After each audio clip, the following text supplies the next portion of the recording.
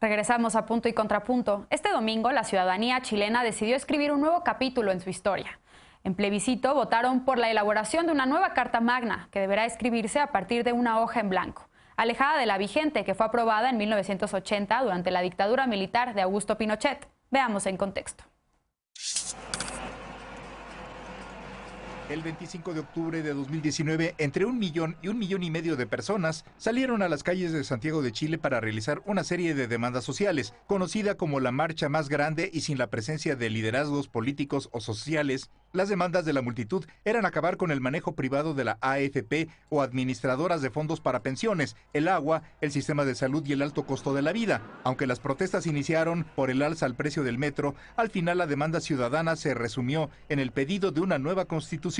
En diciembre de 2019, el gobierno del conservador Sebastián Piñera convocó a plebiscito constitucional que se realizó este domingo. Con una participación masiva, las y los ciudadanos chilenos aprobaron una nueva constitución redactada por una convención integrada por 155 personas electas por voto popular en abril de 2021. La Asamblea Constituyente deberá ser totalmente paritaria y además tendrá cupos extra para pueblos originarios. Esta semana, diputados de oposición presentaron una reforma para que diversas autoridades que hayan estado en funciones entre octubre de 2020 y abril de 2021 no puedan postularse como constituyentes. La nueva constitución deberá ser redactada a partir de una hoja en blanco, es decir, no deberá usar como base la que actualmente rige Chile y que fue promulgada 10 años antes de que terminara el gobierno militarista de Augusto Pinochet. La convención tendrá hasta un año para presentar una propuesta que después será sometida a un nuevo plebiscito para ratificarse.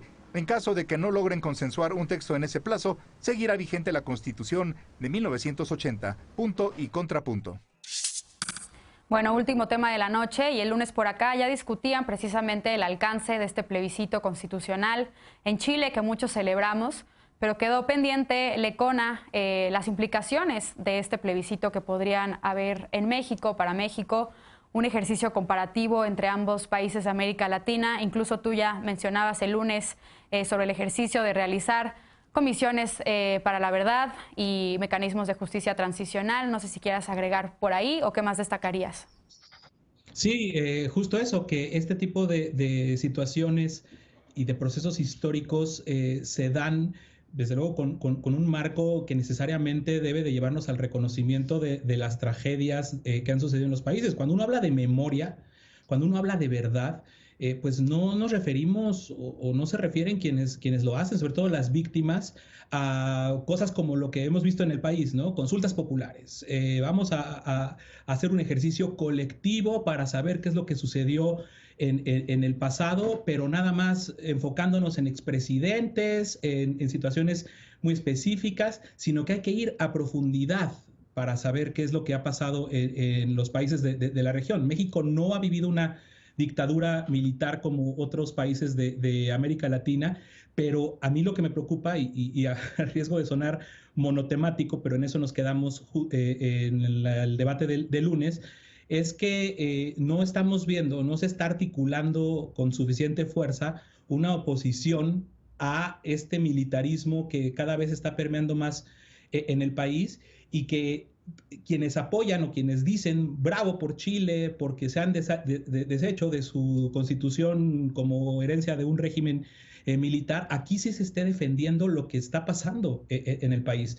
No nada más de la seguridad pública, que ya es preocupante tremendamente en sí mismo, sino son todas las nuevas funciones que se le está dando al ejército, a la marina, justificando o poniendo como punto de justificación su supuesta honestidad, su mando honesto, y siempre queda al aire esa pregunta: ¿qué va a pasar cuando el presidente López Obrador, es una pregunta para quienes confían en el presidente López Obrador, qué va a pasar cuando el presidente López Obrador se vaya y hayan dejado esta fuerza política y económica en las Fuerzas Armadas? ¿Qué nos garantiza, si no justamente una constitución, una ruta del país que aspiramos a ser, para que no se vuelvan a repetir estas cosas en la región y por supuesto que no sucedan en México? Las Fuerzas Armadas, su naturaleza en los últimos 14 años ha sido precisamente de acumular poder político, de presionar al Congreso para que se aprueben cosas, de cada vez permear más en los negocios incluso del gobierno y fortalecerse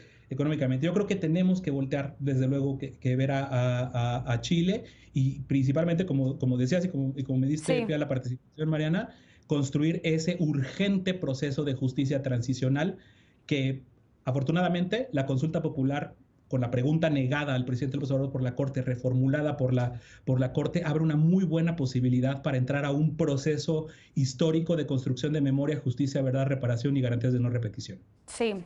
Frida, tú no estabas por acá el lunes, entonces déjame preguntarte qué opinión te merece todo lo que ocurrió en Chile y, por supuesto, este ejercicio comparativo con México.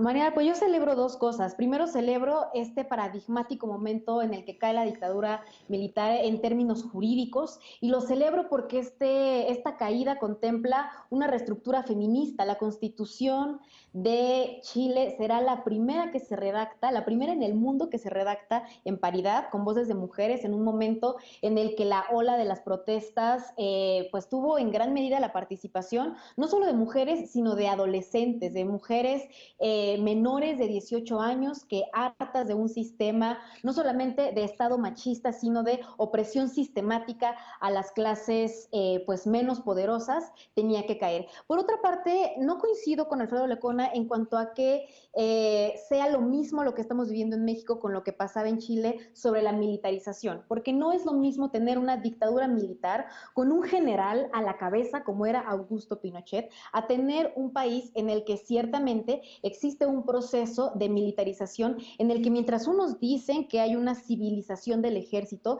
existen pues otros hechos que ponen en duda esa versión, como el hecho de que la detención de uno de los mandos de la Guardia Nacional fuera a parar a una cárcel de carácter militar por el fallecimiento, por el feminicidio de una mujer en Chihuahua. Entonces, algo que me parece pues bastante positivo es que el ejemplo chileno tuvo dos participaciones de mujeres jóvenes y también de juventudes en general, que son muy interesantes porque mueven a América Latina. Una de ellas fue el factor reggaetón, el factor de los movimientos urbanos, que en ocasiones se toma solamente como una música más, siendo que en Chile fue parte del levantamiento. Recordemos estos conciertos que se dieron en medio de las protestas, y por otra parte, pues por supuesto la participación de las mujeres. Y ya nada más para cerrar, en cuanto a la relación de Chile con México, me parece que hay un avance a nivel América Latina de las izquierdas que van consolidándose como sistema, y también que tenemos una oportunidad muy interesante sobre las mujeres que van a estar creciendo a los espacios públicos en la elección más grande de la historia. Primero, por este 3 de 3 que se acaba de aprobar en el INE, para que no haya deudores de pensión alimenticia, agresores sexuales, ni personas condenadas por violencia machista en las boletas en el próximo 2021. Y por otra parte, algo que mencionaba hoy Carla Humphrey en su columna sobre la paridad en cuanto a las gubernaturas del país, algo que es todavía un anhelo, pero que definitivamente nos podría ir acercando en estas sendas que Chile da como ejemplo. Bien. Eder, también me llamó mucho la atención simpatizantes de Morena que hicieron una comparación entre el plebiscito en Chile y la consulta sobre el juicio a expresidentes aquí en México. ¿Son dos ejercicios que se pueden comparar realmente?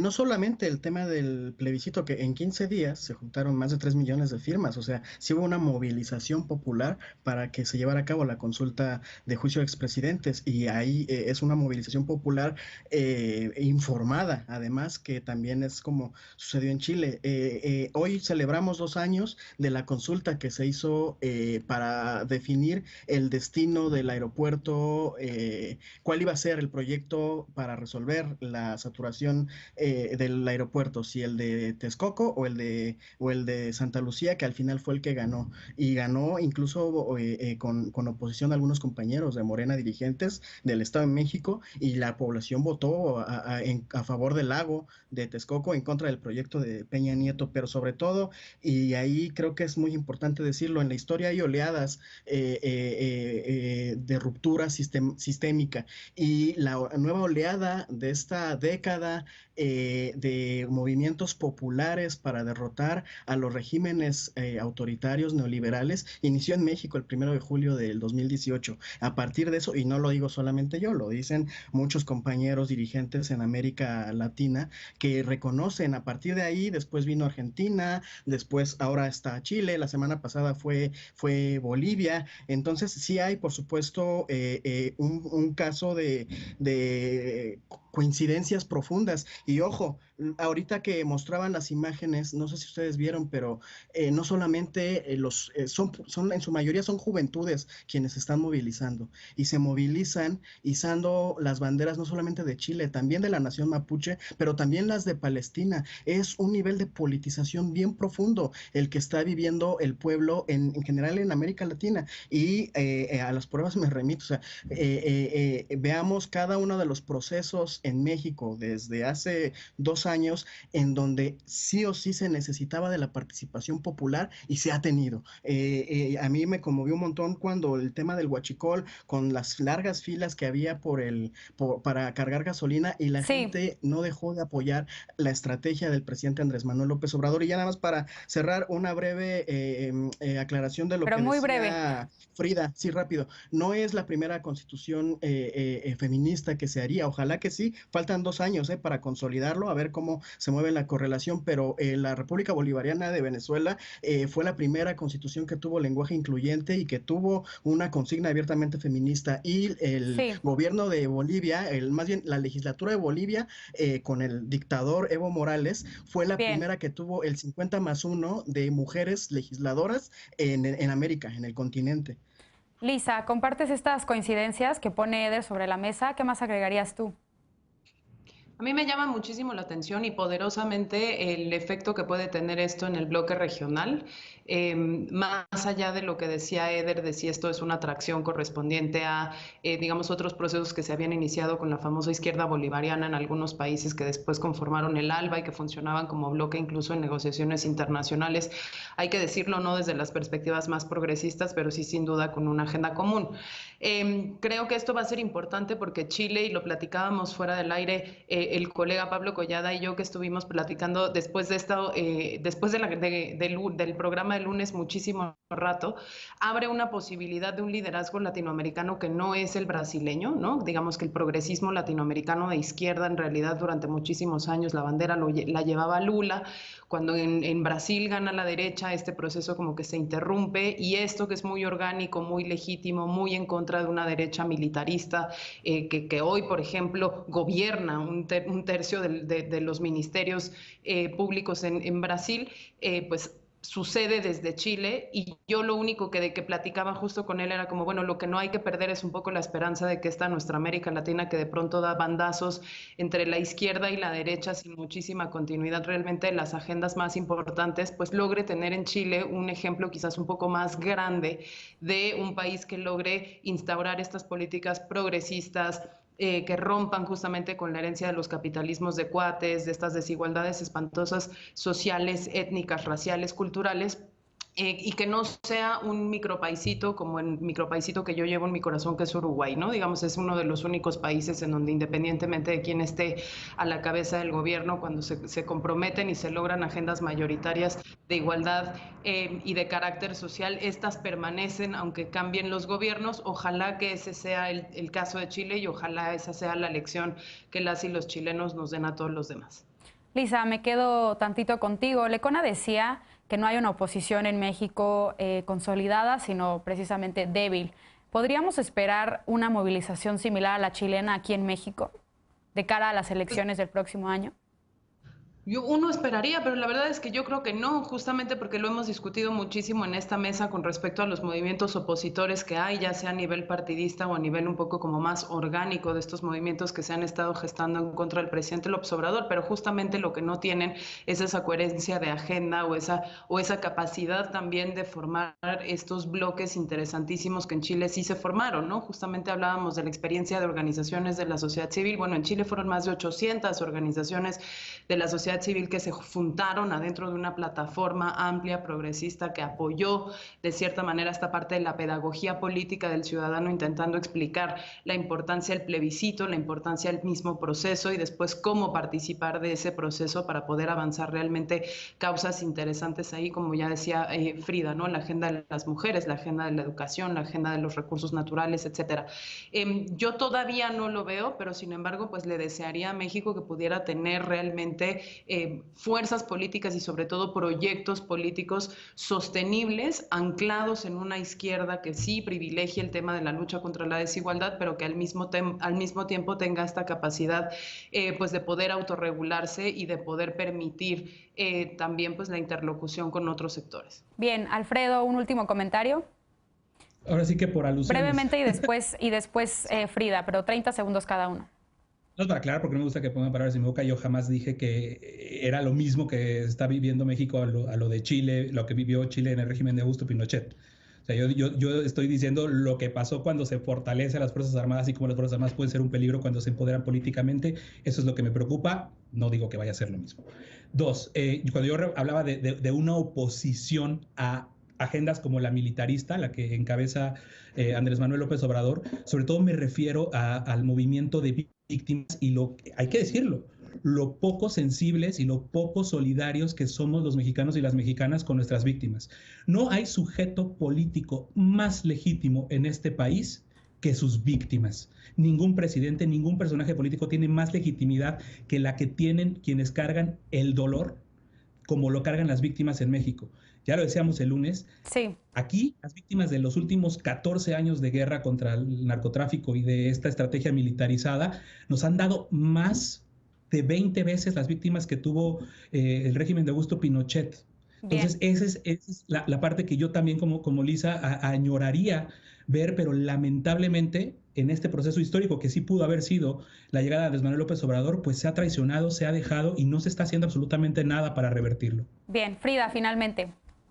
Pues una corrección que solamente tiene que ver con que ciertamente en Perú hubo un proceso para la integración de la paridad desde 2019 y que ciertamente también el lenguaje es incluyente, pero lo que está sucediendo en Chile es que desde la Convención Constituyente se integra la mitad de las mujeres con una visión que retrae toda la participación feminista en las protestas, y eso sí tiene mucho que ver también con México, porque en México yo creo que sí existe un grupo que es opositor, que es íntimamente político, pero no está ligado con un partido.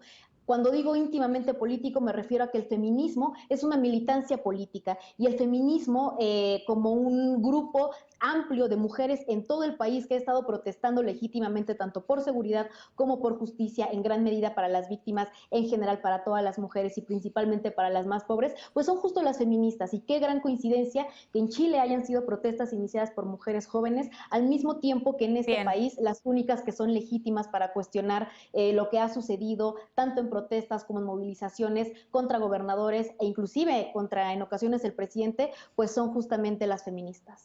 Bien, pues lamentablemente se terminó el tiempo de este bloque, pero sin duda vamos a estar atentos a este histórico proceso en Chile, impulsado, como bien dices, Frida, por mujeres allá. Vamos a un corte y para regresar a despedirnos con la paparrucha de esta noche. No te vayas.